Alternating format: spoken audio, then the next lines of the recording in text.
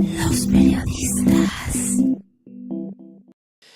Bueno, nuevamente aquí con Juan Manuel Díaz Cid en el análisis acerca de el programa pasado nos metimos con Cuba y la Cumbre de las Américas y no tocamos el tema de México en la Cumbre de las Américas, pero podemos dejarlo si quieres para la siguiente semana, para la siguiente que semana, no yo creo que perderá vale la pena. pues actualidad. Lo que sí está muy vigente ahorita es el proceso electoral ya que estamos viviendo los mexicanos, el desempeño de los candidatos, de los partidos políticos, esta maniobra que estamos viendo en algunos casos del privilegio de la personalidad de los candidatos por encima de los partidos que ya están totalmente agotados y no representan a nadie y no los sigue nadie. Pero el pronóstico de un abstencionismo que alcanzaría el 70% y que sería algo verdaderamente un retroceso en la vida política mexicana, Manuel. Sí, mira, yo creo que a nivel internacional el fenómeno de la posmodernidad ha venido golpeando muy fuertemente la institución de la democracia concebida en 1650 y con un enfoque que de 1650 al año 2000 en términos generales pues había cumplido con su función. No era tal vez la maravilla, pero era un camino que mantenía la paz. Y a mí me parece que había 4 elementos que componían el soporte de esta democracia. En primer lugar, dos valores que fueron los valores proyectados y defendidos por el liberalismo desde 1650 hasta nuestros días: la libertad y la igualdad. Entonces, la libertad para que formes tu partido, la libertad para que hables, la libertad para que puedas tener tus medios de comunicación, la libertad. En segundo lugar, la igualdad. No solamente la igualdad para que al interior de un partido, desde el principal hasta el último chícharo, tengan el derecho de ser votados como candidatos o puedan votar, el que no haya distinciones en las sociedades de estratos sociales para poner en la urna el voto. Estos eran los 2 grandes valores del liberalismo, por eso nuestra democracia es una democracia liberal, que eran los que le daban sentido a la elección. Luego venían los otros 2 valores que entraban en el terreno de lo social y eran el sentido de justicia que la democracia aportaba, es decir, al crear un Estado de derecho basado en lo jurídico, entonces todos los ciudadanos eran iguales ante la ley y la justicia prevalecía por encima de los rangos, de los títulos, de las riquezas, dándole una estabilidad verdaderamente interesante. Y finalmente también en el terreno de lo social está la apertura de espacios cada vez más amplios para la inversión de los recursos y hacer buenos negocios. Esto era, digamos, ¿Esos eran los 4 vectores? Los cuatro soportes, las 4 patas de este organismo que llamamos la democracia liberal. ¿Dónde dejarías la representación de los grupos sociales?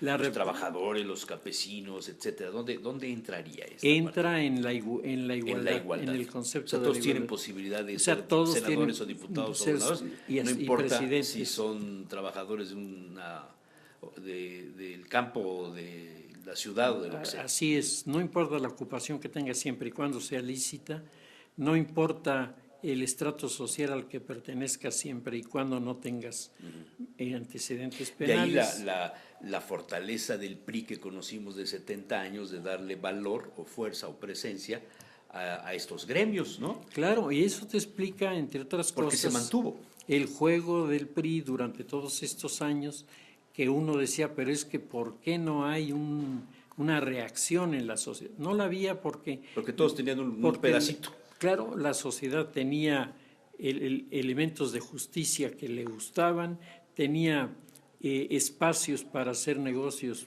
en donde salía beneficiado, y el resultado era que la gente estaba con los partidos y estaba con la democracia. Pero con la posmodernidad, la libertad y la justicia, que son dos de los principios, quedan terriblemente vulnerados.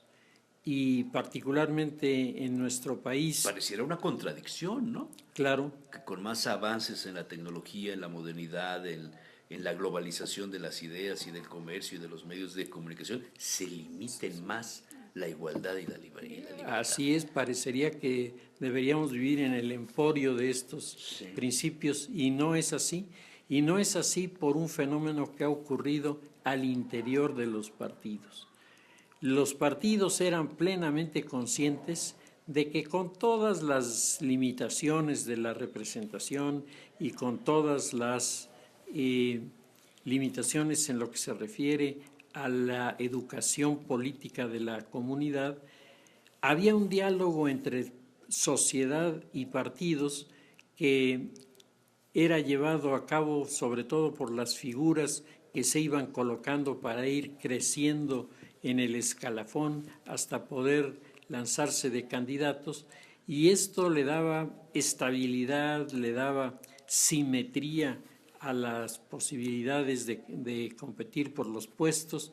Y vimos, a nosotros nos tocó, con todo lo criticable que haya sido el PRI, nosotros vimos cómo gente que salió de los grupos más sencillos de la comunidad alcanzó posiciones muy importantes. Bueno, están los casos de los poblanos Marín y Morales Flores. Así es, que son muy ilustrativos de esos principios de la igualdad que no hace a nadie a un lado.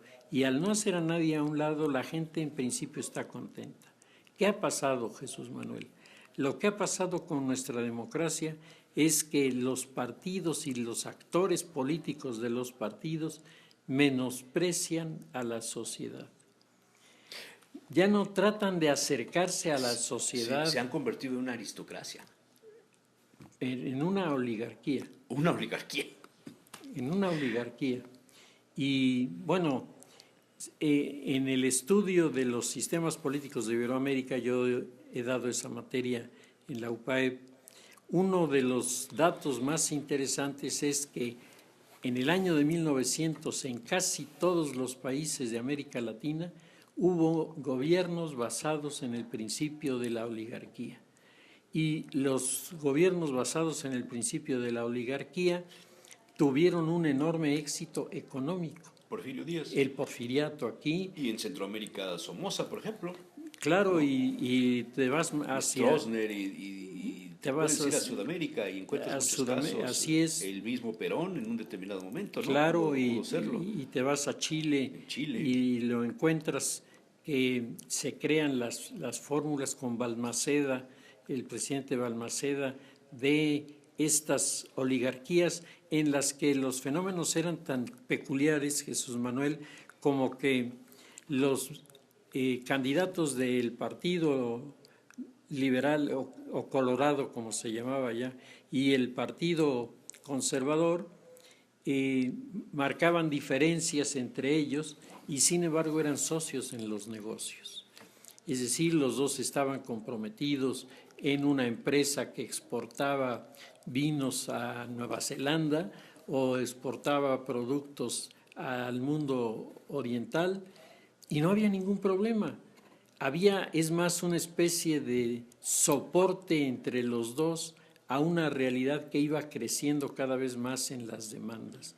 Es hasta la revolución de 1891 en Chile, por ejemplo, que esto se rompe, y al romperse los partidos dejan de estar interesados en mantener el estatus social y económico estable para poder hacer buenos negocios, se convierten de contrincantes en enemigos, y cuando se convierten en enemigos, la democracia comienza a perder sus características en lo que se refiere a la justicia y a los espacios para De la igualdad. para funcionar. Bueno, en México, aplícale el caso ahora a México en este momento, y resulta que el gran riesgo que estamos viviendo y que ya varios han comenzado a denunciar, Waldenberg, entre otros, lo ha estado manejando, Jesús Silva Herzog Márquez, Federico Reyes Heroles lo han estado mencionando constantemente, el riesgo de que la oligarquía se establezca, sobre todo con los candidatos ciudadanos, a partir de una alianza con los que tienen dinero para la campaña, que son no los industriales o los comerciantes, sino el narco o los capitales extranjeros, ¿no? También. Todo. Y en un momento como en el que estamos viviendo, donde por ejemplo China está Este expansionismo tremendo. expandiéndose de una manera impresionante con cantidades de dinero navegables, el crear un modelo oligárquico sobre esta base supondría que China acabaría siendo uno de los factores decisivos en quienes van a gobernar. En quienes van a gobernar en el mundo y quienes van a gobernar en México, ¿no? Yo creo que en este último año... O sea, el tema de la democracia que vivimos en la elección de Fox, la Bastida Fox, el pueblo despertó, sacaron al PRI de los Pinos, entró Fox, etcétera, perdió el nacionalismo revolucionario, se agotó en su máxima expresión, y después vivimos 12 años o 15 hasta la fecha de democracia, donde hay un enemigo común que es López Obrador. Así es. Lo que quiere decir es que lo que triunfó fue la oligarquía. Lo que triunfó fueron los intereses oligárquicos. Y no la democracia. Pero los intereses oligárquicos sin democracia. Eso es lo más peligroso.